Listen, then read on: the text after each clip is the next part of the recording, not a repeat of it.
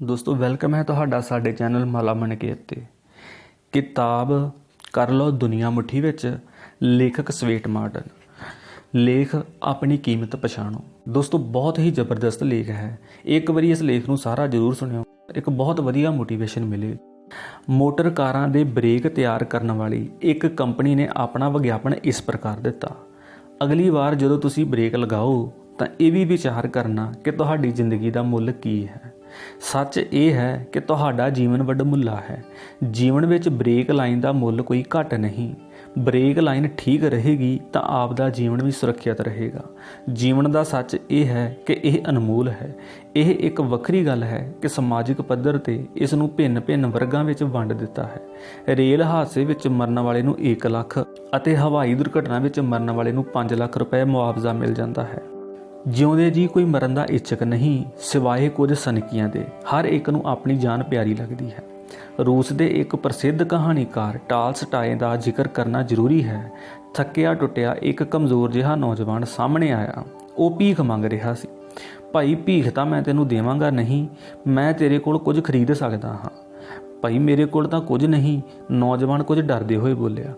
मेरे कोल अजिहा कुछ नहीं कि मैं तेनों कुछ वेच सकां। तेरे कोल बहुत कुछ है, चाहे तो तू वेच सकता है। जी हाँ, तू मैनू अपने किसी भी हथ की उंगल कट लैण दे, मैं तेनों इवजाने वजों 500 रुपया देवांगा। नौजवान खामोशी की मुद्रा में तकदा रहा।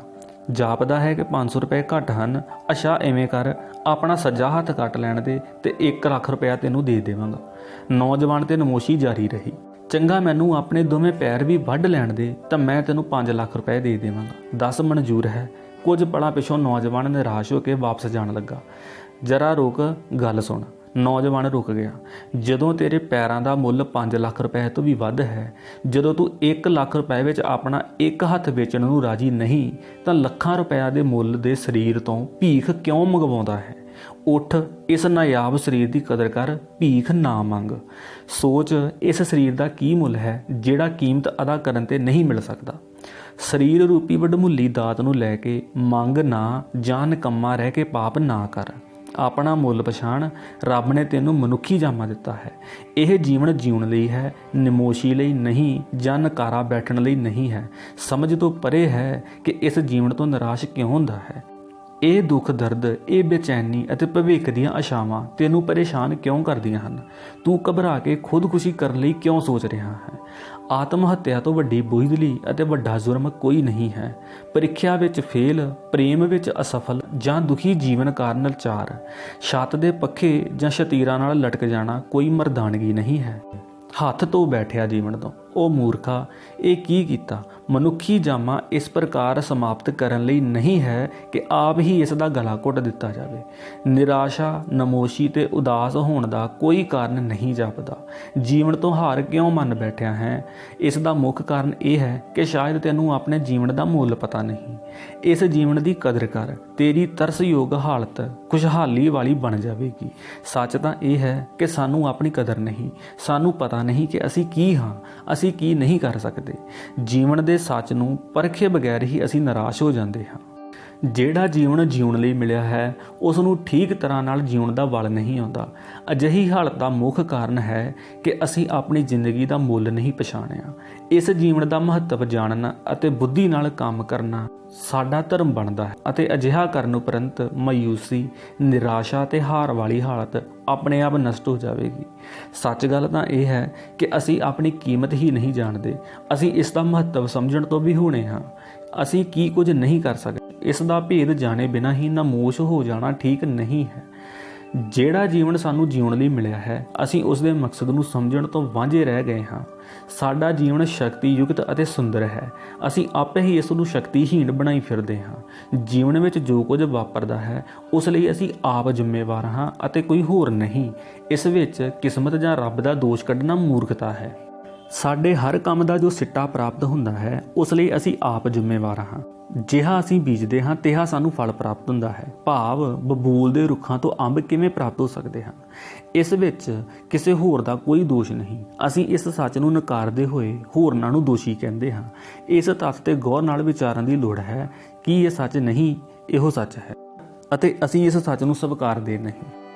ਪ੍ਰੀਖਿਆ ਵਿੱਚ ਫੇਲ ਹੋ ਗਏ ਹੋ, ਅਸਲੀਅਤ ਆਪਣੀ ਲਾਪਰਵਾਹੀ ਕਾਰਨ। ਪ੍ਰੀਖਿਆਵਾਂ ਵਿੱਚ ਕਿਤਾਬਾਂ ਦੇ ਮਿੱਥੇ ਸਿਲੇਬਸ ਤੋਂ ਬਾਹਰ ਤਾਂ ਕੁਝ ਨਹੀਂ ਆਇਆ। ਅਸੀਂ ਪੜ੍ਹੇ ਹੀ ਨਹੀਂ, ਜੇ ਪੜ੍ਹਿਆ ਵੀ ਤਾਂ ਸਮਝਿਆ ਸਹੀ ਨਹੀਂ। ਇਸ ਵਿੱਚ ਭਲਾ ਫਿਰ ਕਿਸੇ ਹੋਰ ਦਾ ਕੀ ਦੋਸ਼? ਇੰਟਰਵਿਊ ਵਿੱਚ ਅਸਫਲ ਹੋ ਗਏ ਕਿਉਂ? ਸਾਨੂੰ ਨੌਕਰੀ ਨਹੀਂ ਮਿਲਦੀ ਕਿਉਂ? ਅਸੀਂ ਘਰ ਦਾ ਖਰਚ ਠੀਕ ਢੰਗ ਨਾਲ ਨਹੀਂ ਚਲਾ ਸਕਦੇ ਕਿਉਂ? ਇਹਨਾਂ ਸਾਰੇ ਕੰਮਾਂ ਲਈ ਅਸੀਂ ਖੁਦ ਜ਼ਿੰਮੇਵਾਰ ਹਾਂ। ਸੋਚੋ, ਹੋਰ ਲੋਕ ਜੀਵਨ ਵਿੱਚ ਸਫਲਤਾ ਕਿਉਂ ਪ੍ਰਾਪਤ ਕਰਦੇ ਹਨ? ਉਹ ਸਾਰੇ ਅਗਾੜੀ ਕਿਵੇਂ ਵੱਧ ਜਾਂਦੇ ਹਨ? ਕਿਧਰੇ ਨਾ ਕਿਧਰੇ ਕੋਈ ਭੇਦ ਜ਼ਰੂਰ ਹੈ। ਅਸੀਂ ਅਕਸਰ ਇਸ ਤੱਥ ਨੂੰ ਭੁੱਲ ਜਾਂਦੇ ਹਾਂ ਕਿ ਜੀਵਨ ਇੱਕ ਸੰਘਰਸ਼ ਹੈ। ਬਗੈਰ ਸੰਘਰਸ਼ ਤੋਂ ਕੁਝ ਪ੍ਰਾਪਤ ਨਹੀਂ ਹੁੰਦਾ। ਤੁਸੀਂ ਕਿਧਰੇ ਅਸਫਲ ਹੋਏ ਤਾਂ ਉਸ ਦੇ ਪਿੱਛੇ ਕੋਈ ਕਾਰਨ ਰਿਹਾ ਹੋਵੇਗਾ। ਤੁਹਾਡੀ ਆਪਣੀ ਕਮਜ਼ੋਰੀ ਇਸ ਦਾ ਕਾਰਨ ਕਿਹਾ ਜਾ ਸਕਦਾ ਹੈ। ਤੁਸੀਂ ਆਪਣੀ ਕੀਮਤ ਨਹੀਂ ਜਾਣੀ। ਤੁਸੀਂ ਆਪਣੇ ਜੀਵਨ ਦਾ ਮੁਲਾਂਕਣ ਤਾਂ ਕਰੋ। ਜੇਕਰ ਤੁਹਾਡੀ ਉਮਰ 80 ਵਰ੍ਹੇ ਹੈ ਤਾਂ ਇਸ ਸਮੇਂ ਦੌਰਾਨ ਤੁਸੀਂ ਕੀ ਕੀਤਾ? ਹਿਸਾਬ ਲਾਓ। 40 ਸਾਲ ਤਾਂ ਸੌਂ ਕੇ ਗਵਾ ਦਿੱਤੇ, 15 ਸਾਲ ਮਹੱਤਵਹੀਣ ਕੰਮਾਂ ਵਿੱਚ ਬਰਬਾਦ ਕਰ ਦਿੱਤੇ, 20 ਸਾਲ ਵਿੱਦਿਆ ਪ੍ਰਾਪਤੀ ਆਦਿ ਵਿੱਚ ਗੁਜ਼ਰ ਗਏ। ਜੀਵਨ ਦੇ 75 ਸਾਲ ਇਸ ਪ੍ਰਕਾਰ ਨਸ਼ਟ ਹੋ ਗਏ। 80 ਸਾਲ ਦੀ ਉਮਰ ਵਿੱਚੋਂ ਕੇਵਲ 5 ਸਾਲ ਅਰਥਪੂਰਵਕ ਕੰਮਾਂ ਵਿੱਚ ਗੁਜ਼ਰਦੇ ਹਨ। 5 ਸਾਲ ਦੀ ਇਸ ਛੋਟੀ ਜਿਹੀ ਜ਼ਿੰਦਗੀ ਵਿੱਚ ਤੁਹਾਡੀ ਕੀ ਪ੍ਰਾਪਤੀ ਹੈ? ਕਦੀ ਵਿਚਾਰਿਆ ਹੈ ਤੁਸੀਂ? ਜੀਵਨ ਜਿਉਣ ਲਈ ਮਿਲਿਆ ਹੈ, ਇਸ ਦਾ ਹਰ ਪਲ ਲਾਹੇਵੰਦ ਹੈ। ਇਹੋ ਸੱਚ ਤੁਸੀਂ ਸਮਝਣ ਵਿੱਚ ਉੱਕ ਗਏ ਹੋ। ਜਿਸ ਦਿਨ ਤੁਸੀਂ ਇਸ ਸੱਚ ਨੂੰ ਕਬੂਲਿਆ, ਉਸੇ ਘੜੀ ਤੁਹਾਡੀਆਂ ਸਮੂਹ ਸਮੱਸਿਆਵਾਂ, ਜੀਵਨ ਦੀਆਂ ਔਕੜਾਂ ਅਤੇ ਅਸਫਲਤਾਵਾਂ ਸਮਾਪਤ ਹੋ ਜਾਣਗੀਆਂ।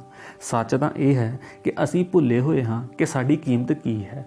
ਇਸ ਵੱਲ ਸਾਡਾ ਕੋਈ ਧਿਆਨ ਨਹੀਂ ਅਤੇ ਅਸੀਂ ਆਪਣਾ ਸਮਾਂ ਗੁਆ ਰਹੇ ਹਾਂ, ਆਪਣਾ ਸਮਾਂ ਬਰਬਾਦ ਕਰ ਰਹੇ ਹਾਂ। ਇਸ ਪ੍ਰਕਾਰ ਅਸੀਂ ਆਪਣੇ ਆਪ ਨੂੰ ਦੋਸ਼ੀ ਨਹੀਂ ਮੰਨਦੇ, ਹੋਰਨਾਂ ਨੂੰ ਦੋਸ਼ ਦਿੰਦੇ ਹਾਂ। ਜਿਸ ਦਿਨ ਇਹ ਸਮਝ ਆ ਜਾਵੇਗੀ, ਉਸ ਦਿਨ ਸਫਲਤਾ ਦੇ ਸਾਰੇ ਦਰ ਖੁੱਲ੍ਹ ਜਾਣਗੇ। ਆਪਣਾ ਮਹੱਤਵ ਸਮਝੋ। ਇਹ ਮੰਨ ਕੇ ਚੱਲੋ ਕਿ ਤੁਸੀਂ ਕੁਝ ਕਰ ਗੁਜ਼ਰਨਾ ਹੈ। ਆਪਣਾ ਜੀਵਨ ਅਜਾਈਂ ਨਹੀਂ ਗਵਾਉਣਾ ਹੈ। ਜੀਵਨ ਦੇ ਹਰ ਪਲ ਦਾ ਉਪਯੋਗ ਕਰਨਾ ਹੈ। ਜਦੋਂ ਅਜਿਹਾ ਮਾਰਗ ਅਪਣਾ ਲਵੋਗੇ ਤਾਂ ਮੰਜ਼ਿਲ ਪ੍ਰਾਪਤ ਹੋ ਹੀ ਜਾਵੇਗੀ। ਸਮਾਂ ਲੱਗ ਸਕਦਾ ਹੈ, ਪਰ ਕਾਮਯਾਬੀ ਦੀਆਂ ਛੋਹਾਂ ਪ੍ਰਾਪਤ ਹੋਣਾ ਅਟੱਲ ਹੈ। ਲੋੜ ਹੈ ਆਪਣੀ ਕੀਮਤ ਪਛਾਣਨ ਦੀ। ਜਦੋਂ ਤੱਕ ਇਹਨਾਂ ਪਾਏ ਪੂਰਨਿਆਂ ਤੇ ਨਹੀਂ ਚੱਲਦੇ, ਤਦ ਤੱਕ ਅਸਫਲਤਾ, ਨਿਰਾਸ਼ਾ ਤੋਂ ਛੁਟਕਾਰਾ ਨਹੀਂ ਮਿਲ ਸਕਦਾ। ਆਪਣੀ ਸ਼ਕਤੀ ਦੀ ਪਰਖ ਕਰੋ, ਉਸੇ ਅਨੁਸਾਰ ਆਪਣੀ ਕੀਮਤ ਆਕੀ ਜਾਵੇ। ਪਹਿਲਾਂ ਇਸ ਗੱਲ ਦਾ ਨਿਸ਼ਚੈ ਕਰੋ ਕਿ ਤੁਸੀਂ ਕੀ ਕਰ ਸਕਦੇ ਹੋ, ਫਿਰ ਇਸ ਨਿਸ਼ਚੈ ਅਨੁਸਾਰ ਕੰਮ ਕਰੋ। ਸਵੈ ਇੱਛਾ ਸ਼ਕਤੀ ਨੂੰ ਪਛਾਣੋ ਅਤੇ ਇਸ ਅਨੁਸਾਰ ਕਾਰਜਵਿਧੀ ਅਪਣਾਈ ਜਾਵੇ। ਸਾਧਨ ਨਹੀਂ ਹਨ, ਇਹਨਾਂ ਦੀ ਚਿੰਤਾ ਤੋਂ ਮੁਕਤ ਰਹੋ। ਜਦੋਂ ਇਮਾਨਦਾਰੀ ਨਾਲ ਆਪਣਾ ਕੰਮ ਆਰੰਭੋਗੇ ਤਾਂ ਯਕੀਨੀ ਤੌਰ ਤੇ ਸਾਧਨ ਸਮੇਂ ਸਿਰ ਪ੍ਰਾਪਤ ਹੋ ਜਾਣਗੇ। ਜਦੋਂ ਤੱਕ ਦ੍ਰਿੜ ਨਿਸ਼ਚਾ ਨਹੀਂ, ਤਦ ਤੱਕ ਸਾਧਨ ਪ੍ਰਾਪਤੀ ਵੀ ਫਜ਼ੂਲ ਹੈ। ਸਾਧਨ ਕਰਮਯੋਗੀ ਪ੍ਰਾਪਤ ਕਰ ਲੈਂਦੇ ਹਨ। ਆਪਣੇ ਸੰਕਲਪ ਦੇ ਬਲ ਤੇ ਹੀ ਅਸੀਂ ਉਹ ਸਭ ਕੁਝ ਪ੍ਰਾਪਤ ਕਰ ਲੈਣ ਵਿੱਚ ਸਫਲ ਹੁੰਦੇ ਹਾਂ। ਫੋਰਡ ਦਾ ਨਾਂ ਮੋਟਰ ਕਾਰਾਂ ਦੇ ਜਗਤ ਵਿੱਚ ਪ੍ਰਸਿੱਧ ਹੈ। ਦੁਨੀਆ ਵਿੱਚ ਕਾਰਾਂ ਦਾ ਸਭ ਤੋਂ ਵੱਡਾ ਕਾਰਖਾਨਾ ਉਸ ਦਾ ਸੀ। ਇਸ ਕਾਰਖਾਨੇ ਦਾ ਸਵਾਮੀ ਹੈਨਰੀ ਫੋਰਡ ਸੀ। ਹੈਨਰੀ ਫੋਰਡ ਦਾ ਜਨਮ ਬਹੁਤ ਗਰੀਬ ਪਰਿਵਾਰ ਵਿੱਚ ਹੋਇਆ ਸੀ। ਜਦੋਂ ਉਸਨੇ ਹੋਸ਼ ਸੰਭਾਲਿਆ ਤਾਂ ਸਮਝ ਆਈ ਤਾਂ ਉਸਨੇ ਆਪਣੇ ਆਪ ਨੂੰ ਸਦਾ ਨਿਰਧਨ ਹੀ ਪਾਇਆ। ਇਸ ਉਪਰੰਤ ਉਸ ਵਿੱਚ ਕੁਝ ਕਰਨ ਦੀ ਰੀਝ ਪੈਦਾ ਹੋਈ। ਉਸਨੇ ਆਪਣੇ ਮਿੱਤਰ ਤੋਂ $5 ਉਧਾਰ ਲਏ ਅਤੇ ਨਿਊਯਾਰਕ ਦੀ ਇੱਕ ਸੜਕ ਦੇ ਕਿਨਾਰੇ ਸਾਈਕਲ ਦੇ ਪੈਂਚਰ ਲਗਾਉਣ ਦਾ ਕਿੱਤਾ ਸ਼ੁਰੂ ਕੀਤਾ। ਉਹ ਲਗਨ ਨਾਲ ਕੰਮ ਕਰਦਾ ਸੀ। ਕੁਝ ਕਰਨ ਦੀ ਤੀਬਰ ਇੱਛਾ ਉਸ ਦੇ ਮਨ ਵਿੱਚ ਘਰ ਕਰ ਚੁੱਕੀ ਸੀ। ਆਪਣੇ ਦੋਸਤਾਂ ਤੋਂ ਲਈ ਉਧਾਰ ਰਾਸ਼ੀ ਮੋੜ ਦਿੱਤੀ, ਧਨ ਜੋੜਨ ਵਿੱਚ ਜੁਟ ਗਿਆ। ਪੈਸਾ ਜੋੜਦਾ ਰਿਹਾ। ਉਸਨੇ ਸਾਈਕਲਾਂ ਦੀ ਦੁਕਾਨ ਖੋਲ੍ਹ ਲਈ। ਉਸ ਦੇ ਜੀਵਨ ਦਾ ਉਦੇਸ਼ ਸੀਮਤ ਨਹੀਂ ਸੀ। ਉਸ ਦਾ ਨਿਸ਼ਚਾ ਤਾਂ ਨਿੱਤ ਨਵੀਆਂ ਮੱਲਾਂ ਮਾਰਨ ਦਾ ਚਾਹਵਾਨ ਸੀ। ਉਹਨਾਂ ਦਿਨਾਂ ਵਿੱਚ ਮੋਟਰ ਕਾਰਾਂ ਦਾ ਚੱਲਣਾ ਸ਼ੁਰੂ ਹੋ ਗਿਆ ਸੀ। ਮੋਟਰ ਕਾਰਾਂ ਹੈਨਰੀ ਫੋਰਡ ਲਈ ਖਿੱਚ ਦਾ ਕਾਰਨ ਬਣੀਆਂ ਅਤੇ ਨਵੀਆਂ ਪੁਲਾਂਘਾਂ ਪੁੱਟਣ ਦੀ ਇੱਛਾ ਨੇ ਜਨਮ ਲਿਆ। ਉਸਨੇ ਨਵੀਆਂ ਤੇ ਪੁਰਾਣੀਆਂ ਕਾਰਾਂ ਦੀ ਖਰੀਦ ਦਾ ਧੰਦਾ ਸ਼ੁਰੂ ਕਰ ਦਿੱਤਾ। ਦਲਾਲੀ ਕਰਦੇ ਕਰਦੇ ਉਸਨੇ ਆਪਣੀ ਕਮਾਈ ਨਾਲ ਇੱਕ ਕਾਰ ਖਰੀਦ ਲਈ। ਆਪਣੀ ਗਰਾਜ ਵਿੱਚ ਕਾਰਾਂ ਦੀ ਮੁਰੰਮਤ ਦਾ ਕੰਮ ਸ਼ੁਰੂ ਕਰ ਦਿੱਤਾ। ਕਾਰਾਂ ਦੀ ਮੁਰੰਮਤ ਕਰਦੇ ਕਰਦੇ ਉਸ ਦੇ ਮਨ ਵਿੱਚ ਕਾਰਾਂ ਦਾ ਕਾਰਖਾਨਾ ਚਾਲੂ ਕਰਨ ਦਾ ਵਿਚਾਰ ਪੈਦਾ ਹੋਇਆ। ਇਸ ਵਿਚਾਰ ਨੇ ਉਸ ਨੂੰ ਪਾਗਲ ਜਿਹਾ ਕਰ ਦਿੱਤਾ। ਦਿਨ ਰਾਤ ਇਸੇ ਪਾਸੇ ਧਿਆਨ ਰਹਿੰਦਾ। ਉਸ ਦਾ ਇੱਕ ਬਹੁਤ ਵੱਡਾ ਸੁਪਨਾ ਸੀ, ਪਰ ਸੁਪਨਿਆਂ ਨੂੰ ਪੂਰਾ ਕਰਨਾ ਉਸ ਨੂੰ ਭਲੀ ਪ੍ਰਕਾਰ ਆਉਂਦਾ ਸੀ। ਉਸਨੇ ਪੁਰਾਣੀਆਂ ਖਟਾਰਾਂ ਕਾਰਾਂ ਦੀ ਖਰੀਦ ਸ਼ੁਰੂ ਕਰ ਦਿੱਤੀ। ਪੂਰੀ ਲਗਨ ਤੇ ਮਿਹਨਤ ਨਾਲ ਕਾਰਾਂ ਦੀ ਮੁਰੰਮਤ ਕਰਕੇ ਉਸ ਨੂੰ ਨਵਾਂ ਰੂਪ ਦੇ ਕੇ ਤੇ ਵੇਚਣ ਲੱਗ ਪਿਆ। ਇਸ ਕਾਰਜ ਵਿੱਚ ਉਸ ਨੂੰ ਵਧੇਰੇ ਲਾਭ ਹੋਣ ਲੱਗਾ। ਕੁਝ ਮਿੱਤਰਾਂ ਨਾਲ ਵਿਚਾਰ ਵਟਾਂਦਰਾ ਕੀਤਾ। ਮੋਟਰ ਕਾਰਖਾਨੇ ਦੀ ਯੋਜਨਾ ਉਲੀਕੀ। ਸਾਰਿਆਂ ਨੇ ਮਿਲ ਕੇ ਫੋਰਡ ਮੋਟਰ ਕੰਪਨੀ ਚਾਲੂ ਕਰ ਲਈ।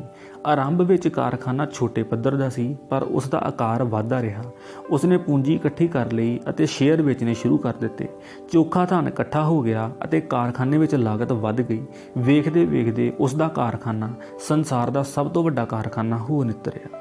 ਹੈਨਰੀ ਫੋਰਡ ਨੇ ਆਪਣੀ ਕੀਮਤ ਪਛਾਣੀ। ਫੁੱਟਪਾਥ ਤੋਂ ਤਰੱਕੀ ਕਰ ਉਹ ਕਰੋੜਾਂ ਰੁਪਏ ਵਾਲੇ ਕਾਰਖਾਨੇ ਦਾ ਮਾਲਕ ਬਣ ਗਿਆ। ਇਹ ਸਭ ਕਿਸਮਤ ਦਾ ਧਨੀ ਹੋਣ ਕਰਕੇ ਨਹੀਂ ਵਾਪਰਿਆ, ਸਗੋਂ ਹੈਨਰੀ ਫੋਰਡ ਦੀ ਮਿਹਨਤ ਦਾ ਨਤੀਜਾ ਸੀ। ਹੈਨਰੀ ਫੋਰਡ ਨੇ ਕਦੇ ਵੀ ਬੇਈਮਾਨੀ ਨਹੀਂ ਕੀਤੀ, ਹਮੇਸ਼ਾ ਸੱਚ ਦਾ ਪੱਲਾ ਫੜੀ ਰਹਿੰਦਾ ਸੀ, ਉਧਾਰ ਸਮੇਂ ਸਿਰ ਚੁਕਤਾ ਕਰਦਾ ਸੀ, ਆਪਣੇ ਮਜ਼ਦੂਰਾਂ ਨੂੰ ਆਪਣਾ ਸਹਿਯੋਗੀ ਸਮਝਦਾ ਸੀ, ਆਪਣੇ ਕਰਮਚਾਰੀਆਂ ਨੂੰ ਅਨੇਕ ਸੁੱਖ ਸਾਧਨ ਜੁਟਾਏ ਹੋਏ ਸਨ ਜੋ ਦੁਨੀਆ ਦੇ ਕਿਸੇ ਹੋਰ ਕਾਰਖਾਨੇ ਵਿੱਚ ਉਪਲਬਧ ਨਹੀਂ ਸਨ। ਇਹਨਾਂ ਕਾਰਨਾਂ ਕਰਕੇ ਉਸ ਦਾ ਕਾਰਖਾਨਾ ਸਦਾ ਮੋਹਰੀ ਰਿਹਾ। ਫੋਰਡ ਦੀ ਸਫਲਤਾ ਕੀ ਸੀ? ਫੋਰਡ ਦਾ ਆਰੰਭ ਕੀ ਸੀ? ਇੱਕ ਫਟਿਆ ਕੋਟ ਤੇ ਖਾਲੀ ਜੇਬਾਂ ਉਸ ਦੀ ਪੂੰਜੀ ਸੀ, ਪਰ ਮਿਹਨਤ ਸਦਕਾ ਅਰਬਾਂਪਤੀ ਬਣ ਗਿਆ। ਸੰਸਕ੍ਰਿਤ ਦੇ ਇੱਕ ਸ਼ਲੋਕ ਦਾ ਭਾਵ ਸੱਚ ਦੀ ਪ੍ਰੋੜਤਾ ਇਸ ਪ੍ਰਕਾਰ ਕਰਦਾ ਹੈ, ਉਦਮੀ ਪੁਰਖ ਨੂੰ ਹੀ ਧਨ ਦੀ ਪ੍ਰਾਪਤੀ ਹੁੰਦੀ ਹੈ। ਧਨ ਦੀ ਮਾਲਕਿਨ ਲక్ష్ਮੀ ਨੂੰ ਕਿਹਾ ਜਾਂਦਾ ਹੈ। ਧਨ ਇਸ ਦੇਵੀ ਕੋਲ ਸੁਰੱਖਿਅਤ ਰਹਿੰਦਾ ਹੈ, ਉਦਮੀ ਕੋਲ ਵੀ। ਉਦਮੀ ਦਾ ਅਰਥ ਵਪਾਰੀ ਨਹੀਂ, ਉਦਯੋਗ ਧੰਦੇ ਕਰਨ ਵਾਲਾ ਨਹੀਂ। ਉਦਮੀ ਤੋਂ ਭਾਵ ਵੀ ਲਗਾਤਾਰ ਸੱਚੀ ਲਗਨ ਨਾਲ ਮਿਹਨਤ ਕਰਨ ਵਾਲੇ ਤੋਂ, ਜੋ ਨਿਰੰਤਰ ਕਰਮ ਕਰਦਾ ਹੈ, ਜਿਹੜਾ ਮਨੁੱਖ ਸਖਤ ਮਿਹਨਤ ਕਰਦਾ ਹੈ। ਧਨ ਦੀ ਦੇਵੀ ਲక్ష్ਮੀ ਉਸ ਨੂੰ ਹੀ ਨਿਵਾਜਦੀ ਹੈ। ਤੁਹਾਡਾ ਮੁੱਲ ਤੁਹਾਡੀ ਕਠੋਰ ਕੰਮ ਕਰਨ ਵਾਲੀ ਰੁਚੀ ਹੈ। ਇਸ ਲਈ ਇਹ ਗੱਲ ਪੱਲੇ ਬੰਨ੍ਹ ਲਵੋ ਕਿ ਜੀਵਨ ਜਿਉਣ ਲਈ ਹੈ, ਨਿਰਾਸ਼ ਹੋ ਕੇ ਬੈਠੇ ਰਹਿਣ ਜਾਂ ਆਤਮ ਹੱਤਿਆ ਕਰਨ ਲਈ ਨਹੀਂ ਹੈ। ਜੀਵਨ ਜਿਉਣ ਲਈ ਹੈ, ਜ਼ਿੰਦਗੀ ਸ਼ਾਨ ਨਾਲ ਜਿਉਣ ਲਈ ਹੈ। ਇਹ ਗੱਲ ਤੁਹਾਡੀ ਮਿਹਨਤ ਨਾਲ ਜੁੜੀ ਹੈ। ਤੁਹਾਡੇ ਵੱਲੋਂ ਕੀਤੀ ਮਿਹਨਤ ਦੇ ਅਨੁਪਾਤ ਅਨੁਸਾਰ ਹੀ ਤੁਹਾਡੇ ਜੀਵਨ ਵਿੱਚ ਸੁੱਖ, ਸ਼ਾਂਤੀ ਅਤੇ ਧਨ ਦੀ ਪ੍ਰਾਪਤੀ ਨਿਰਭਰ ਹੈ। ਤੁਹਾਡੀ ਕੀਮਤ ਕੀ ਹੈ, ਇਸ ਦਾ ਫੈਸਲਾ ਹੋਰਨਾਂ ਨੇ ਨਹੀਂ ਕਰਨਾ, ਸਗੋਂ ਤੁਸੀਂ ਆਪ ਕਰਨਾ ਹੈ। ਤੁਸੀਂ ਖੁਦ ਆਪਣੀ ਕਿਸਮਤ ਦਾ ਫੈਸਲਾ ਲੈਣਾ ਹੈ। ਸਭ ਤੋਂ ਪਹਿਲਾਂ ਤੁਸੀਂ ਵਿਚਾਰ ਕਰੋ, ਵੇਖੋ ਕਿ ਤੁਸੀਂ ਕਰਨਾ ਕੀ ਹੈ, ਜੀਵਨ ਦਾ ਮਨੋਰਥ ਕੀ ਹੈ ਅਤੇ ਉਸ ਅਨੁਸਾਰ ਹੀ ਆਪਣਾ ਮੁੱਲ ਪਾਇਆ ਜਾਵੇ। ਜੇਕਰ ਸਧਾਰਨ ਜੀਵਨ ਜਿਉਣਾ ਹੈ ਤਾਂ ਕੋਈ ਗੱਲ ਨਹੀਂ, ਸਧਾਰਨ ਜੀਵਨ ਤਾਂ ਪਸ਼ੂ ਵੀ ਜਿਉਂਦੇ ਹਨ। ਇਸ ਸ਼ਕਤੀ ਸਦਕਾ ਮਨੁੱਖ ਤੇ ਪਸ਼ੂ ਵਿੱਚ ਫਿਰ ਕੀ ਅੰਤਰ? ਸੱਚੀ ਮਿਹਨਤ ਨਾਲ ਹੀ ਸੋਚਿਆ ਥਾਂ ਟਿਕਾਣਾ ਮਿਲਦਾ ਹੈ। ਆਪਣਾ ਅੰਤਮ ਨਿਰਣਾ ਕਰ ਲਵੋ ਕਿ ਕੀ ਕਰਨਾ ਹੈ। ਉਸੇ ਆਸ਼ੇ ਦੀ ਪ੍ਰਾਪਤੀ ਲਈ ਯਤਨਸ਼ੀਲ ਹੋ ਕੇ ਅੱਗੇ ਵਧਦੇ ਰਹੋ।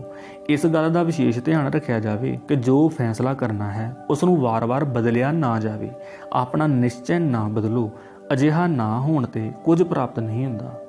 ਸੋਚ ਸਮਝ ਕੇ ਫੈਸਲਾ ਕਰਨ ਦੀ ਲੋੜ ਹੈ ਅਤੇ ਅੱਗੇ ਕਦਮ ਰੱਖ ਕੇ ਪੂਰੀ ਸ਼ਕਤੀ ਨਾਲ ਜੁਟ ਜਾਵੋ। ਵੇਖੋ ਸਫਲਤਾ ਕਿਵੇਂ ਪ੍ਰਾਪਤ ਹੁੰਦੀ ਹੈ। ਤੁਹਾਨੂੰ ਆਪਣੇ ਕੰਮ ਨਾਲ ਪੂਰੀ ਸੰਤੁਸ਼ਟੀ ਹੋਵੇਗੀ ਅਤੇ ਤੁਸੀਂ ਸ਼ਾਨਦਾਰ ਜੀਵਨ ਬਤੀਤ ਕਰਨ ਵਿੱਚ ਸਫਲ ਹੋਵੋਗੇ। ਚੰਗਾ ਕੰਮ ਕਰਨ ਵਿੱਚ ਕੋਈ ਔਕੜ ਨਹੀਂ ਹੁੰਦੀ। ਅਕਸਰ ਵਧੇਰੇ ਲੋਕ ਕਹਿੰਦੇ ਹਨ ਕਿ ਹੁਣ ਕੀ ਹੋਵੇਗਾ, ਸਮਾਂ ਬੀਤ ਗਿਆ ਹੈ, ਜਦੋਂ ਕੁਝ ਕਰਨਾ ਸੀ ਉਸ ਵੇਲੇ ਕੁਝ ਕੀਤਾ ਨਹੀਂ, ਹੁਣ ਭਲਾ ਕੀ ਕੀਤਾ ਜਾ ਸਕਦਾ। ਅਖੀਰਲੀ ਉਮਰੇ ਕੀ ਮੁਸਲਮਾਨ ਬਣਨਾ ਹੈ ਵਾਲਾ ਖਾਨ ਕੇਵਲ ਛਲਾਵਾ ਹੈ। ਸੱਚ ਤਾਂ ਇਹ ਹੈ ਕਿ ਜਦੋਂ ਜਾਗੋਗੇ ਸਵੇਰਾ ਉਦੋਂ ਹੀ ਹੋਵੇਗਾ। ਭਾਵ ਇਹ ਕਿ ਚੰਗੇ ਕੰਮ ਕਰਨ ਲਈ ਕੋਈ ਸਮਾਂ ਨਿਸ਼ਚਿਤ ਨਹੀਂ ਹੁੰਦਾ, ਸਗੋਂ ਦ੍ਰਿੜ ਨਿਸ਼ਚੇ ਹੀ ਜ਼ਰੂਰੀ ਹੈ। ਉਮਰ ਜਾਂ ਸਮਾਂ ਚੰਗੇ ਕੰਮ ਵਿੱਚ ਰੋੜਾ ਨਹੀਂ ਹੁੰਦਾ, ਬਸ ਜੁਟੇ ਰਹਿਣਾ ਹੀ ਸਾਰਥਕ ਹੁੰਦਾ ਹੈ। ਜੀਵਨ ਦੇ ਪਲ ਜੇਕਰ ਥੋੜੇ ਰਹਿ ਗਏ ਹਨ ਤਾਂ ਵੀ ਕੋਈ ਫਰਕ ਨਹੀਂ ਪੈਂਦਾ। ਬਾਕੀ ਬਚੇ ਪਲਾਂ ਦਾ ਸਦਉਪਯੋਗ ਕੀਤਾ ਜਾਵੇ, ਸੰਕੋਚ ਦੀ ਕੋਈ ਥਾਂ ਨਹੀਂ ਹੈ। ਆਪਣੇ ਜੀਵਨ ਨੂੰ ਅਤੇ ਇਸ ਜੀਵਨ ਦੀ ਕੀਮਤ ਨੂੰ ਅਜਾਈਂ ਨਾ ਬੀਤ ਜਾਣ ਦਿਓ। ਉਸ ਦਾ ਪੂਰਾ ਮੁੱਲ ਵਸੂਲ ਕਰੋ। ਹੁਣ ਤੱਕ ਮੂਰਖਤਾ ਕੀਤੀ, ਗਮ ਨਾ ਕਰੋ। ਹੁਣ ਵੀ ਹੋਸ਼ ਚਾਵੋ, ਹਲੇ ਵੀ ਸਮਾਂ ਹੈ। ਆਪਣੀ ਕੀਮਤ ਵਸੂਲ ਕਰਨ ਦਾ ਯਤਨ ਕਰੋ। ਆਪਣੇ ਆਪ ਤੇ ਝਾਤ ਮਾਰੋ, ਹੁਣ ਤੱਕ ਕੀ ਕੀਤਾ ਹੈ। ਇੱਕ ਦਿਨ ਵਿੱਚ ਕੀਤੇ ਕੰਮ ਤੇ ਨਜ਼ਰ ਦੌੜਾ ਕੇ ਪੂਰਨ ਜਾਇਜ਼ਾ ਲਵੋ ਕਿ ਕੀ ਕਾਰਗੁਜ਼ਾਰੀ ਕੀਤੀ। ਜਿਹੜਾ ਕੰਮ ਸਮੇਂ ਸਿਰ ਲਗਨ ਨਾਲ ਸੰਪੰਨ ਕੀਤਾ, ਵਾਰ-ਵਾਰ ਇਸ ਦੀ ਘੋਖ ਕੀਤੀ ਜਾਵੇ। ਜੇਕਰ ਤੁਸੀਂ ਕਿਸੇ ਦਫ਼ਤਰ ਵਿੱਚ ਕਲਰਕ ਹੋ ਜਾਂ ਨੌਕਰੀ ਪੇਸ਼ਾ ਹੈ ਤਾਂ ਤੁਹਾਡੇ ਦਿਨ ਭਰ ਦੇ ਭੱਦਰ ਕਾਰੇ ਕੀ ਇਸ ਪ੍ਰਕਾਰ ਨਹੀਂ ਹਨ? ਜਿਵੇਂ ਦਿਨ ਚੜ੍ਹੇ, ਉੱਠੇ, ਨਹਾਤੇ ਧੋਤੇ, ਖਾਧਾ ਪੀਤਾ, ਦਫ਼ਤਰ ਗਏ, ਗੱਪਾਂ ਮਾਰੀਆਂ, ਚਾਹ ਪੀਤੀ, ਫਾਈਲਾਂ ਹਲਾਉਣੀਆਂ, ਕੰਮਕਾਜ ਕੁਝ ਨਹੀਂ। ਦਫ਼ਤਰ ਵਿੱਚ ਕੋਈ ਤੀਰ ਨਹੀਂ ਮਾਰਿਆ, ਜੇ ਮਾਰਿਆ ਤਾਂ ਲੋਕਾਂ ਦੀਆਂ ਜੇਬਾਂ ਤੇ ਹੱਥ ਦੀ ਸਫਾਈ ਦਾ ਹੀ ਕਮਾਲ ਰਹਿ ਗਿਆ ਹੈ, ਜਿਸ ਨੂੰ ਆਮ ਭਾਸ਼ਾ ਵਿੱਚ ਰਿਸ਼ਵਤਖੋਰੀ ਕਿਹਾ ਜਾਂਦਾ ਹੈ। ਰੱਬ ਕੋਲੋਂ ਡਰ ਬੰਦਿਆ ਦਾ ਕੋਈ ਮਹੱਤਵ ਨਹੀਂ ਰਹਿ ਗਿਆ। ਦਫ਼ਤਰ ਵਿੱਚ ਹਾਜ਼ਰੀ ਦੇ ਇਵਜ਼ਾਨੇ ਵਜੋਂ ਮਿਲਦੀ ਹੈ ਤਨਖਾਹ। ਤੁਸੀਂ ਆਪਣੀ ਕੀਮਤ ਕੇਵਲ ਇੰਝ ਹੀ ਨਿਰਧਾਰਿਤ ਕੀਤੀ ਹੈ, ਉਸ ਦਾ ਮੁੱਲ ਤੁਹਾਨੂੰ ਪ੍ਰਾਪਤ ਹੋ ਗਿਆ। ਬਸ ਇਹੋ ਤੁਹਾਡੀ ਜ਼ਿੰਦਗੀ ਹੈ, ਇਸ ਤੋਂ ਵੱਧ ਕੇ ਤੁਹਾਡਾ ਮੁੱਲ ਨਹੀਂ। ਤੁਸੀਂ ਬੇਢੰਗੀ ਚਾਲ ਨਾਲ ਪੈਂਡਾ ਮੁਕੰਮਲ ਕੀਤਾ ਹੈ, ਇਸ ਤੋਂ ਵੱਧ ਤੁਹਾਨੂੰ ਕਿਸੇ ਗੱਲ ਦੀ ਆਸ ਨਹੀਂ, ਕਿਉਂਕਿ ਜੀਵਨ ਦਾ ਮੁੱਖ ਉਦੇਸ਼ ਕਿਵੇਂ ਨਾ ਕਿਵੇਂ ਮਹੀਨੇ ਦੇ ਅੰਤ ਮੁੱਠੀ ਭਰ ਰੁਪਏ ਤਨਖਾਹ ਦੇ ਰੂਪ ਵਿੱਚ ਕਾਫੀ ਜਾਪਦੇ ਹਨ। ਅਤੇ ਸੱਚ ਵੀ ਹੈ ਕਿ ਟੋਏ ਪੁੱਟੇ ਸਨ। 24 ਘੰਟਿਆਂ ਦੌਰਾਨ ਜੇਕਰ ਕੋਈ ਕਾਰਾ ਕੀਤਾ ਤਾਂ ਕੇਵਲ ਦਫ਼ਤਰ ਵਿੱਚ 8 ਘੰਟੇ ਦੀ ਹਾਜ਼ਰੀ। ਇਸ ਲਈ ਤੁਹਾਨੂੰ ਤਨਖਾਹ ਮਿਲ ਹੀ ਗਈ। 16 ਘੰਟੇ ਵਿਅਰਥ ਗਵਾ ਲਏ। ਜੀਵਨ ਦੀਆਂ ਰੋਜ਼ਾਨਾ ਦੀਆਂ ਗਤੀਆਂ ਵਿਧੀਆਂ ਵਿੱਚੋਂ 6-7 ਘੰਟੇ ਅਜਿਹੇ ਮਿਲਦੇ ਹਨ ਜਿਨ੍ਹਾਂ ਨੂੰ ਲਾਭਦਾਇਕ ਢੰਗ ਨਾਲ ਜੀਵਿਆ ਜਾ ਸਕਦਾ ਹੈ। ਪਰ ਝੂਠਾ ਜੈਮਲ ਵੀ ਨਹੀਂ ਤੇ ਸੱਚੀ ਫੱਤੋ ਵੀ, ਭਾਵ ਦਿਨ ਖਾ ਪੀ ਕੇ ਤੇ ਰਾਤ ਸੌਂ ਕੇ ਗਵਾ ਛੱਡੀ। ਇਹ ਕਹਿਣਾ ਠੀਕ ਜਾਪਦਾ ਹੈ ਕਿ ਤੁਸੀਂ ਆਪਣਾ ਮੁੱਲ ਨਹੀਂ ਪਛਾਣਿਆ, ਤੁਸੀਂ ਆਪਣਾ ਮੁੱਲ ਆਪ ਹੀ ਘਟਾਈ ਜਾ ਰਹੇ।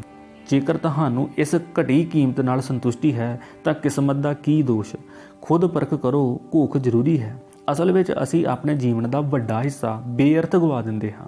ਸਾਨੂੰ ਜੀਵਨ ਜਿਉਣ ਲਈ ਮਿਲਿਆ ਹੈ, ਪਰ ਮਨੁੱਖ ਹੋ ਕੇ ਪਸ਼ੂਆਂ ਵਾਂਗ ਹੋ ਗਏ ਹਾਂ। ਆਪਣੀ ਜ਼ਿੰਦਗੀ ਦੀਆਂ ਕਦਰਾਂ ਕੀਮਤਾਂ ਨੂੰ ਅੱਖੋਂ ਪਰੋਖੇ ਕਰ ਰੱਖਿਆ ਹੈ, ਸੁਧਾਰ ਲਈ ਕੁਝ ਨਹੀਂ ਕਰ ਰਹੇ। ਸਾਡੇ ਜੀਵਨ ਵਿੱਚ ਜੋ ਵੀ ਕਸ਼ਟ ਜਾਂ ਘਾਟ ਵਾਪਰੀ ਹੈ ਜਾਂ ਕਿਸੇ ਔਕੜ ਦਾ ਸਾਹਮਣਾ ਕਰਨਾ ਪਿਆ ਹੈ, ਇਹ ਸਾਡੀ ਲਾਪਰਵਾਹੀ ਦਾ ਸਿੱਟਾ ਹੁੰਦਾ ਹੈ। ਇਸ ਹਾਲਤ ਲਈ ਅਸੀਂ ਕਿਸਮਤ, ਗ੍ਰਹਿ ਚਾਲ ਜਾਂ ਹੋਰਨਾਂ ਨੂੰ ਦੋਸ਼ੀ ਮੰਨਦੇ ਹਾਂ, ਪਰ ਸਵੈ ਵਿਸ਼ਲੇਸ਼ਣ ਕਰਨ ਤੋਂ ਗੁਰੇਜ਼ ਕਰਦੇ ਹਾਂ ਕਿ ਜੋ ਸਾਡੇ ਨਾਲ ਹੋਈ ਉਹ ਕੋਈ ਅਣਹੋਣੀ ਨਹੀਂ, ਸਗੋਂ ਸਾਡੇ ਝੂਠੇ ਉਦਮ ਦਾ ਫਲ ਹੈ। ਸੱਚ ਤਾਂ ਇਹ ਹੈ ਕਿ ਆਪਣੀ ਤਰਸਯੋਗ ਹਾਲਤ ਦੇ ਅਸੀਂ ਆਪ ਜ਼ਿੰਮੇਵਾਰ ਹਾਂ। ਅਸੀਂ ਆਪਣਾ ਮੁੱਲ ਨਹੀਂ ਜਾਣਦੇ। ਅਸੀਂ ਜਾਣਦੇ ਹਾਂ ਕਿ ਪਲ ਪਲ ਸਾਡਾ ਜੀਵਨ ਸਮਾਪਤੀ ਵੱਲ ਜਾ ਰਿਹਾ ਹੈ, ਪਰ ਅਸੀਂ ਜਨਮ ਦਿਨ ਮਨਾ ਰਹੇ ਹਾਂ। ਅਸੀਂ ਮੌਜ ਮਸਤੀਆਂ ਵਿੱਚ ਰੁੱਝੇ ਹਾਂ, ਆਪਣੀ ਘੂਕ ਕਰਨ ਦਾ ਸਮਾਂ ਨਹੀਂ ਹੈ। ਮਨੁੱਖੀ ਜਾਮੇ ਨੂੰ ਵਿਅਰਥ ਅਤੇ ਬੇਅਰਥ ਗਵਾ ਰਹੇ ਹਾਂ, ਭਾਵੇਂ ਰੱਬ ਨੇ ਮਨੁੱਖ ਨੂੰ ਉੱਤਮ ਜੂਨੀ ਬਖਸ਼ੀ ਹੋਈ ਹੈ। ਤੁਸੀਂ ਆਪ ਇਸ ਬਾਰੇ ਵਿਚਾਰ ਕਰਨੀ ਹੈ। ਜਦੋਂ ਸਹੀ ਪਰਖ ਕਰੋਗੇ ਤਾਂ ਸਹੀ ਤੱਥਾਂ ਤੋਂ ਜਾਣੂ ਹੋ ਜਾਵੋਗੇ। ਥੋੜਾ ਵਿਚਾਰ ਕੀਤਾ ਜਾਵੇ ਅਤੇ ਆਪਣੇ ਆਪ ਫੈਸਲਾ ਕਰੋ ਕਿ ਤੁਹਾਡਾ ਆਪਣਾ ਕੀ ਮੁੱਲ ਹੈ। ਸੋ ਦੋਸਤੋ, ਇਸ ਦੇ ਨਾਲ ਇਹ ਲੇਖ ਖਤਮ ਹੁੰਦਾ ਹੈ। ਵੀਡੀਓ ਨੂੰ ਪੂਰਾ ਦੇਖਣ ਲਈ ਧੰਨਵਾਦ।